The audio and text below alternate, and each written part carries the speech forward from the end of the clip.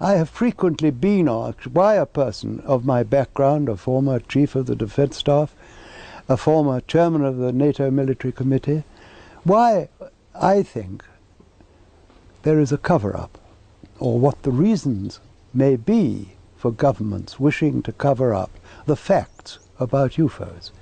And a number of explanations have often been put forward, of which the most frequent and perhaps the most plausible is that the governments concerned, which are primarily that of the United States and that of my own country, believe that if they told the truth, which is that there are objects in our atmosphere which are technically miles in advance of anything that we can deploy, that we have no means of stopping them coming here, and that we have no defense against them should they be hostile, that, I believe, is because governments fear that if they did disclose those facts, people would panic. People would rush about, jam the switchboard like they did on that famous day in New York when there was a spoof, Martians have landed. People will go mad and they'll jump up and down. I don't believe that at all. I've said so in print. I've said it in the foreword I wrote to one of Timothy Good's books.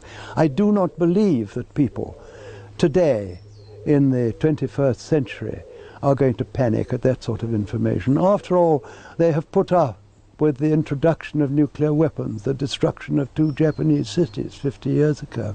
They put up, not put up with, it's the wrong word, they take as a matter of course that we can land vehicles on Mars. They land to the precise instant forecast years before, vehicles on distant planets. Why should they panic? They're much more interested in this country in doing the pools or the lottery. They shrug their shoulders and take it as a matter of course. Anyway, they don't trust politicians, in my experience. So I believe that that is the most likely explanation. There are, of course, others, but I think I'll have to settle for that. What I'd like to say is that there is a serious possibility that we are being visited and have been visited for many years by people from outer space, from other civilizations, that it behoves us, in case some of these people in the future or now should turn hostile, to find out who they are, where they come from, and what they want. This should be the subject of rigorous scientific investigation and not the subject of rubbishing by tabloid newspapers.